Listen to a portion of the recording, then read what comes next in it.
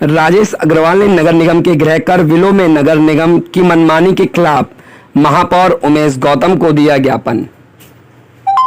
आपको बताते चले कि नगर निगम की मनमानी के खिलाफ राजेश अग्रवाल ने महापौर कार्यालय में तय हुई उस नगर निगम कर विभाग की पूरी तरह काम नहीं कर रहा, इसके कारण जनता को काफी असुविधा हो रही है। राजेश अग्रवाल ने अवगत कराया कि आवासीय भवन विगत वर्षों की भांति छूट देने को तय हुआ था, लेकिन नगर निगम निश्चित संपत्तियों के आवासीय भाग पर छूट नहीं दे रहा है, जो अधिनियम के भी विरुद्ध है। पूर्व में तय हुआ था कि उसके भी विरुद्ध है। नगर निगम ने जो भी मिश्रित संपत्तियों के बिल निर्गत किए गए थे उसमें आवासीय छूट दी थी। महापौर कार्यालय में तय होने के बाद भी छूट नहीं दी। नगर निगम के बाद स्वीकृत फॉर्म तो जनता को दे रहे हैं, लेकिन उनको जमा करने की फॉर्म को बैंक का नाम नहीं बताया जा रहा है। देखिए, हम ये टैक्स की लड़ाई जो गृह कर के विषय में चल रही थी उसमें हमने कुछ कमियां पकड़ी, जिसके संबंध में माननीय महापौर जी के पास आए। आज मुख्य कर निर्धारण अधिकारी थे नहीं, उनकी जगह जोनल अधिकारी पूजा त्रिपाठी जी थी, उनसे वार्ता हुई।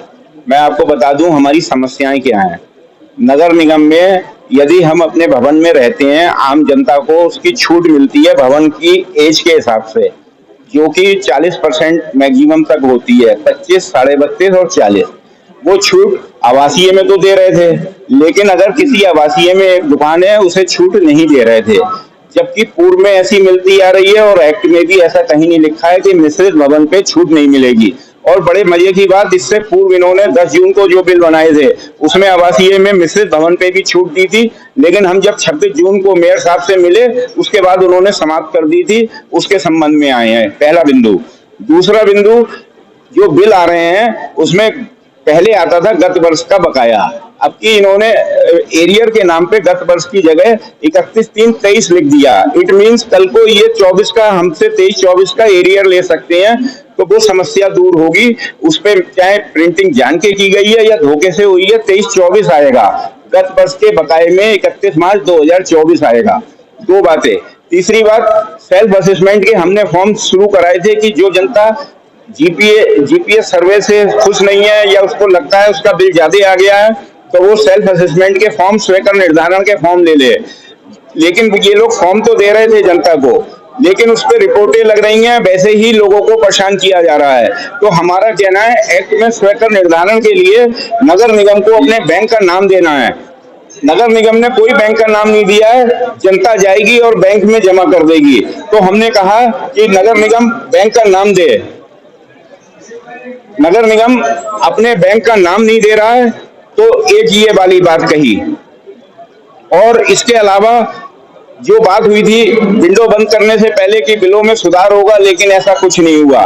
और मैंने ऐसी इसमें कमियां पकड़ी हैं कि नगर निगम की बिल्डिंग पे टैक्स लगा दिया गया है, इस तरह से अपनी पीठ थपथपाने से कि हमने इतने लोगों को ढूंढ लिया, कोई लाभ नहीं होगा। हाँ, एक और बहुत बड़ी समस्या थी जो मेयर साहब को अवगत कराई। जिन लोगों के सर्वे में यहाँ बिल नहीं निकल रहे हैं, उनसे कहा जा रहा है कि आप अपना जीपीएस मैप कैमरे से फोटो खींच के लाओ।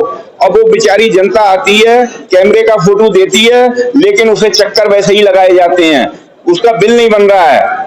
तो मैंने कहा कि हर चक्कर की रिसीविंग हो, एक लेटर पे हर चक्कर की, जिससे कि पता लगे कि किस अधिकारी ने 15 चक्कर कटवाए हैं। इन्हीं सब तमाम समस्याओं से जो कर निर्धारण के संबंध में जनता पे टॉर्चर किया जा रहा है नगर निगम के द्वारा, हम लोग, हमारे साथी लोग, बरेली संघर्ष समिति के लोग यहाँ मेयर साहब के पास आए हैं और ज्ञापन दिया है। और मुझे उम्मीद है कि इस चक्कर में भी हमारी 5-6 मांगों में 2-3 मांग पूरी हो जाएंगी, और जो 2-3 मांग रह जाएंगी उसके लिए हम फिर संघर्ष करेंगे।